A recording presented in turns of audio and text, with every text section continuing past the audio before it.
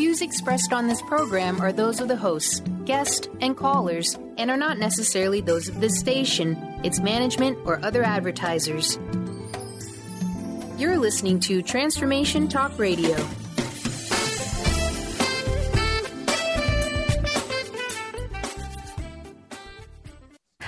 Moms, are you ready to become enlightened, empowered, and stress-free?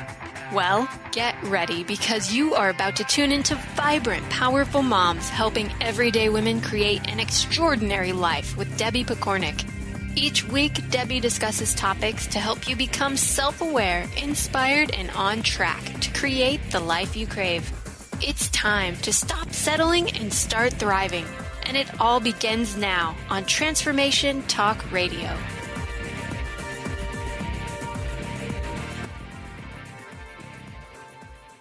Welcome to the Vibrant Powerful Mom Show. I'm your host, Debbie Pokornik, and my mission is to help you bring out the best in yourself at work, at home, and at play so that you can bring out the best in everyone else around you as well. Today, I want to tackle the topic of parent power, which I also refer to as the magic wand of parenting. But in reality, this power goes way beyond parenting and applies to any situation where one person has authority over another. So you could be a coach, a teacher, a daycare worker, a babysitter, grandparent, boss, manager, security guard, police officer. You get the picture. Anytime you have authority over another person, this information can apply. Now, this is an important topic for all of us to be aware of because so many people in positions of authority misuse this power. And as a result, they make life much harder than it needs to be. When you overuse your power, you build a relationship that relies on you flexing your power muscle every time you want someone to listen to you. This creates resistance. It sets you up for power struggles, and it prematurely drains your power. When you use your power wisely, you build respect, you teach life skills, and you end up empowering the other person. This is especially important to know in regards to raising kids, because your parent power naturally runs out right about the time your child becomes a teenager. So if you haven't worked to build respect during the early years, you'll have nothing but, I guess, possibly fear to use to get your way, which means that you'll have to rely on brute force, tough love, threats, or other creative manipulation to gain compliance. And that, my friends, is exhausting. So I'm going to mostly talk about this topic from the perspective of being a parent because, after all, this is the Vibrant Powerful Mom Show. But I encourage you to think about how it applies in other areas of your life as well. So what is this magic wand? Parent power is the right that you have as a parent to tell your kids what to do and expect them to listen, which, as you likely notice, leaves a lot of room for interpretation. We are not really told that we have this power. It's just a given. In fact, anytime you are responsible for the well-being of someone else, this power naturally arises, but the dynamics of it can really change depending on the age, upbringing, and situation of the people that you're looking after. When it comes to kids, your power is at its strongest when they're little, and it naturally diminishes as a child gets older. If you listened to my show on boundaries a month or so ago, you might recognize that your power goes down as your child's personal control of their boundaries goes up. One of the biggest oversights I see regarding our magic wand is that even though parents naturally have this power, we are not shown how to use it effectively. And we are definitely not educated in what we might be doing to undermine its effectiveness. I see this as a critical oversight because used wisely, the use of this power actually makes your relationship stronger. As I mentioned before, it builds in respect. It teaches kids how to think. So let me show you what I mean with one of my own experiences. In my book, Break Free of Parenting Pressures, I share a story about when my youngest started going through a stage of not wanting to join us on family outings. He was somewhere around 9 years old. Now, if you have my book, and you look for the story, you'll notice that he had not transitioned yet. So I refer to him in the book as my daughter. This has no relevancy, but it might be confusing if you're listening to me now, then checking my book, and you don't know my story. So I always refer to him now as my youngest son because that's who he is. All right, back to the story. At first, we would try to convince my son to come. And then if it wasn't possible, one of us would stay home or we'd leave him at his grandparents or something like that in an effort to avoid a battle. But this wasn't always possible because a lot of my errands were done when my husband was at work. Or even worse was when we planned a whole family outing and having half the family stay home kind of messed that up completely. So I found myself trying a variety of ways to get him to come along, depending on my mood and how badly I needed to get out the door.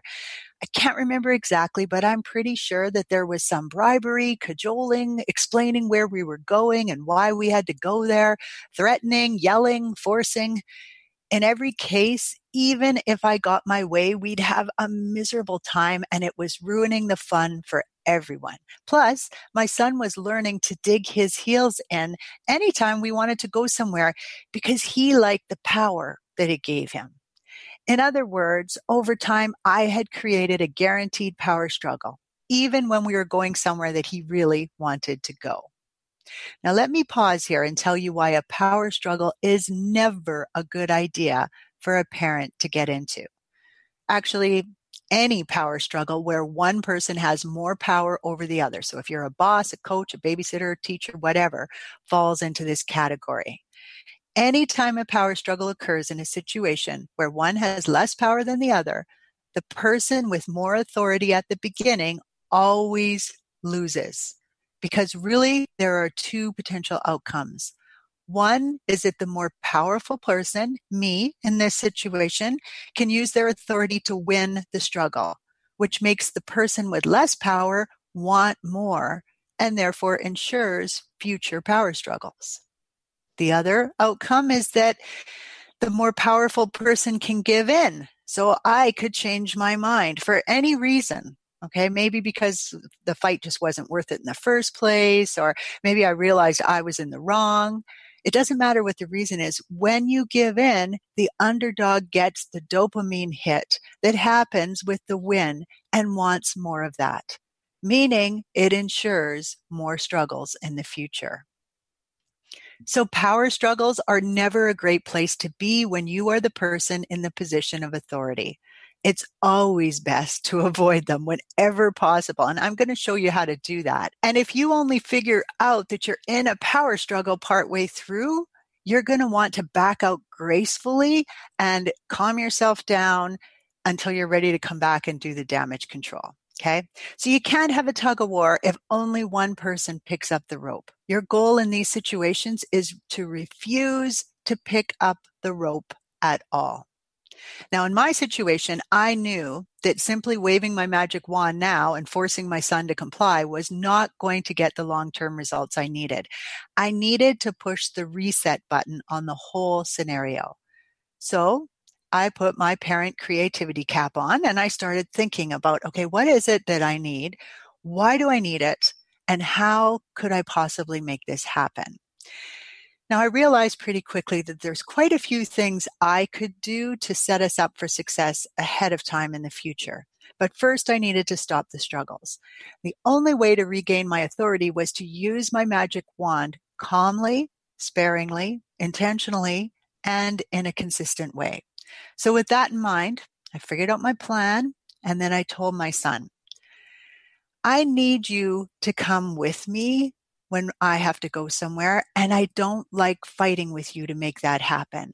So when you decide you won't come with us, I will use my parent power and start removing things that you like TV time, movies, computer time, and I'm going to continue to take them away until you listen. There's going to be no discussion. I'm not going to fight about it. I will simply take things away. The longer you won't listen to me, the more you will lose. I don't want to do this, but I also do not want to fight with you every time we have to go somewhere. Now, after this initial discussion, which I should mention we had at a time where we weren't going anywhere so that we could talk about it, he could ask questions, he could share his thoughts about it, he could rant and rave about it, he could do whatever he wanted, I wasn't changing my mind. Okay. And then the next time that the problem arose, I didn't say, uh-oh, think about what you're deciding or anything. I just jumped right into it. We are leaving and you need to come with us. You have 10 seconds to decide to work with me, and then I start using my parent power to take things away. I like to count silently in my head because otherwise to me it feels like a threat. So I told them when I was at 5, and then when I got to 10, I said, there goes the computer for the evening. Then I paused. There goes the computer for tomorrow. There goes the computer for Wednesday. Now, after continuing with that, I said, okay, that's a week of computer. We're moving on to movie time. There goes movie time for this evening. I focused my energy on staying calm, being consistent, respectful, and then following through on whatever transpired from that interaction. Thankfully, I'd given myself extra time, so I didn't feel the panic of needing to go out the door, and that really helped me to stay calm. As soon as it looked like he was listening, I would slow down on what I was taking away. But if he stopped getting ready, if he started to grumble again, if he started to argue with me, I would just start right back up. The first time I ended up taking away computer time, movies, TV time, Game Boy, which is funny because he didn't even really play Game Boy. I took all of it away for 2 weeks, and I was about to launch into play dates and sleepovers. So I will admit I was starting to panic a little bit, but I stayed calm. I reminded myself that this was way better than fighting with him, and I didn't try to reason with him, bribe him, or get angry at what was going on. Amazingly, this worked despite the fact that my son was only allowed 1 hour total for computer, TV, movie, and so on a weekday, and 2 hours on a weekend. That fact didn't seem to make a difference at all. My son could see that I wasn't picking up the end of the tug-of-war rope, which meant I wasn't stopping until he listened. Even though we'd had many power struggles over this, I really only had to use this tactic twice. And the second time, I only took one thing away for 2 days. And then this problem actually became a thing of the past. So let me give you 5 tips for keeping your magic wand in tip-top shape. Number 1, put your energy into controlling yourself. Your wand only works when you're calm, cool, and collected. If you find yourself losing your cool, you are entering into power struggle territory. So you need to stop it, and fast. As long as you stay calm and you don't let your emotions run the show, you are refusing to pick up the tug-of-war rope, which means you can still use your power and keep it working for you. It's not showing weakness to tell the other person that you need some time to cool down or think about things before continuing. So if that happens, if you feel yourself starting to lose it, it's fine for you to just tell them that. I need to take a few minutes. It's actually modeling self-control and likely will earn their respect in the long run. When it comes to holding on to your personal power, you are golden when you can control yourself. Tip number 2, pick your battles wisely. You must be sure before pulling out your parent power that this is in fact a battle worth having. Sometimes, just like our kids, we will dig in our heels without a lot of thought. And even though we're supposed to be the bigger person in the discussion, we will use our power just to get our way. It's best if you can get clear on what you are enforcing and why. My show on boundaries can really help you with that. So check that out if you need guidance on it. And then you want to consistently enforce the big things. So if you let your current mood determine what you're going to fight over, you will find that the other person challenges you more because they need to figure out your mood before they know what they can or cannot do. So anytime you flex your power muscle, you make life a little harder on yourself. Be sure it's worth the effort before striking that pose. Tip number 3, be clear about what's involved. Sometimes we think others know what we're asking when they really don't. We also don't always have the full picture about why they are resisting. So be clear about what's about to happen. Bath time in 10 minutes. You each get 5 minutes to play the game, and then the game gets turned off and you both come for bath. I'll set the timer. Clarity really helps you there. Of course, if you have no issues with bath time, don't start throwing around unnecessary rules. This is for things that you're getting some resistance on and that could lead to a power struggle.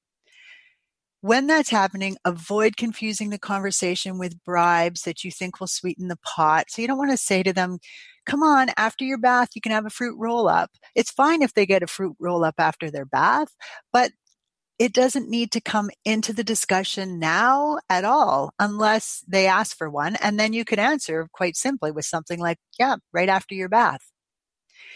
When you do get resistance, it's typically worth it to have a conversation later about why they were resisting your request. It could be that their sister had hogged the game for the whole hour, and now, finally, when it was just coming up to their time to get to play it, you announced that it was bath time, and then not only that, but you gave their sister 5 more minutes on the game. So in the end, all they got was 5 minutes. Now, even though you can't change the past, this can help you to empathize with them. It gives you clues about how to do things better in the future, and it also allows them to feel heard. So it's a great way to follow up. Tip number 4, once you commit to it, stand strong. Part of our kids' job is to test us, to try and figure out where they can push boundaries and where they cannot. When you really understand this, you can use it to your advantage because you no longer need to feel like a meanie. You're simply helping them learn that some rules need to be listened to. So don't get mad at them for testing the limits. That's a human tendency, and it's a sign that your child is learning to stand in their power. Just be clear about which rules are inflexible and enforce them calmly. So things like put on your life jacket before going out that door, or you stay in the cabin. Tip number 5, use your power sparingly.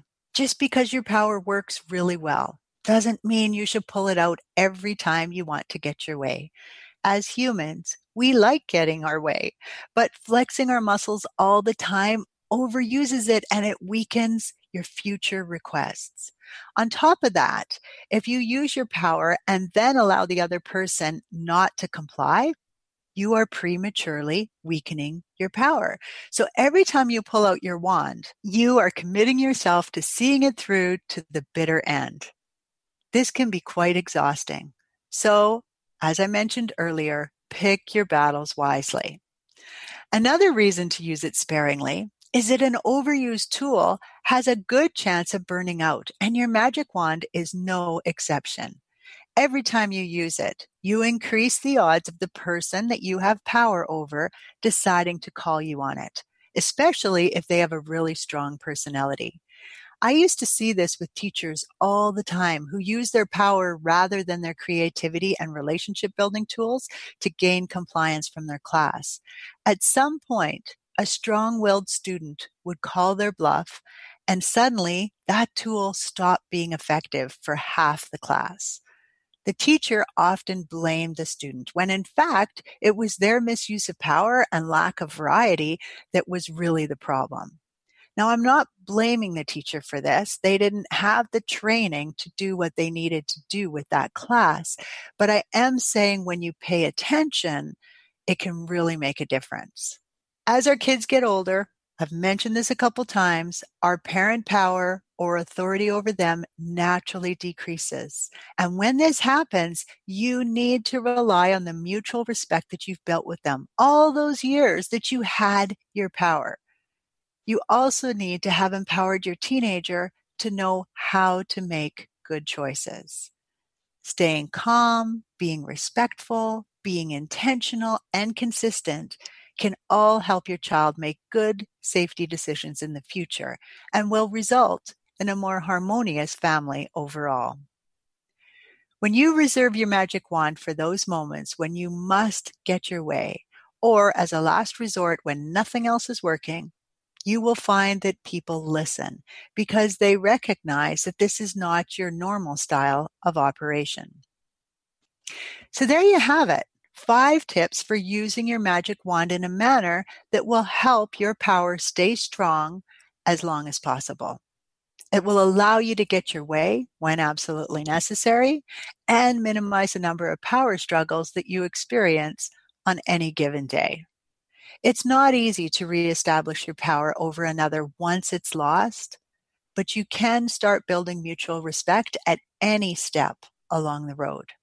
It's a tougher row to hoe, especially when the other person has called your bluff. But if that's where you are at the moment, then it's an important part of your journey and you might as well embrace it. Remember, these tips work in any relationship where one person has power over another. So whether you are a parent, a boss, a group leader, a coach, a grandparent, whatever, keep tuning in to how much you're using your power to get your way. Your actions will be either building or destroying respect with that other person and can make your life easier or more miserable as a result. Before I leave you for today, I promise to give you a few ideas for preventing power struggles. So here are 6 tips from my Break Free of Parenting Pressures book. Number 1, be clear about your expectations and provide good reasons for your beliefs. Power struggles typically arise over the few things your child is learning he can control. So when he's young, those are things like what he eats, when he sleeps, how often he bathes, what he wears, and etc. So these are the areas you'll want to give some thought to if this idea is brand new to you and your child is still quite young. Number 2, explain your expectations to your child. Don't make this a lengthy lecture, but rather an age-appropriate explanation. If possible, decide on a consequence for slip-ups or a reward for compliance. It's much easier to deal out a consequence calmly when you've thought it through ahead of time. I found that my kids actually liked being part of the consequence and reward setting process, and they often suggested better ideas than I would have come up with on my own. Make sure that you have this conversation at a time when nothing is at stake. For example, don't set up bath time consequences 2 minutes before bath time, or talk about bedtime expectations right at bedtime. If you do, you'll find that there's often stronger emotions involved than you might like, and that would lead to a really good conversation. Number 3, understand that your child wants to have some say over his life, and one of the few areas he can truly control is his body. So give him as much choice as possible from as young an age as possible. So you can start with limited choices on a variety of things and then bring them in as often as you can. Questions like, do you want an apple or an orange? Do you want to wear the red shirt or the green one? Do you want a story before bed or 5 more minutes of Lego? Then, as your child shows an ability to make these decisions, move on to more open choices, like what would you like to have for breakfast? And if needed, you could create a list of possible breakfast foods, for example, and then let him choose what he wants from the list. Be careful not to offer a choice when you have a preconceived idea of what is the right choice. So for example, don't say, do you want to take a jacket when you believe it's too cold to go out without one? Instead, you might give a choice of, do you want to choose which jacket to bring or should I? Finally, don't be offended if you give a choice of 2 items, like do you want an apple or an orange, and your child responds with a third choice, like banana. This shows she's thinking and is willing to speak up for what she would like. Of course, if she chose gummy bears, you could say, no, that's not one of your options. Number 4, refuse to fight. When your child decides to flex his power muscle, focus your energy on self-control. Now, we covered this pretty thoroughly earlier in the show. Let me just add here that kids love to push our buttons. It's a very powerful feeling to make an adult flip out. So use your energy at this time to stay calm and clear about your expectations. Protect your anger button and refuse to go into battle. Number 5, be consistent. A rule worth having is a rule worth enforcing. On special occasions, you can make changes, but overall, the rule should be there for a valid reason and therefore be worth insisting on. Let your family know ahead of time when you're going to allow an exception to the rule, and never do that once a power struggle has already begun. An example from my life is when we would be going out and we didn't have time to clean up toys before leaving. If we would be getting home at bedtime or later, I would announce before we left that there would be no captured toy box that evening, so they would know that this was an exception. If I didn't do this and just didn't capture the toys, it would create confusion about the rule. If you don't know what a captured toy box is, you can read all about it in my Break Free book. But for now, all you need to know is it was a tool that I created in my house that took the fighting right out of toy cleanup. Finally, number 6, if you do engage in a power struggle, get out as quickly as you can, acknowledge it to your child later, and assure him the rule is still in force. For example, the fight we had over breakfast this morning, honey, was wrong, and I'm sorry it happened. Breakfast is an important part of the day and is still a rule in our house. It's unlikely you'll be able to avoid every power struggle, but you can cut them down to occasional events, and life will be much easier by following these ideas. There will be days when you are deep into a struggle before you recognize what is happening. This is normal. What's important is that you recognize and learn from it. It takes 2 to tango. The question is, how badly do you want to dance? With much respect for you and the journey you are on, this is Debbie Pokornik wishing you a vibrant and powerful day. You've been listening to Vibrant, Powerful Moms with host Debbie Pokornik. If you've enjoyed this show, please give us a shout out and leave us a positive review. To find out more about Debbie and her sisterhood of vibrant, powerful moms, visit empoweringenergy.com. That's empowering with letters NRG.com.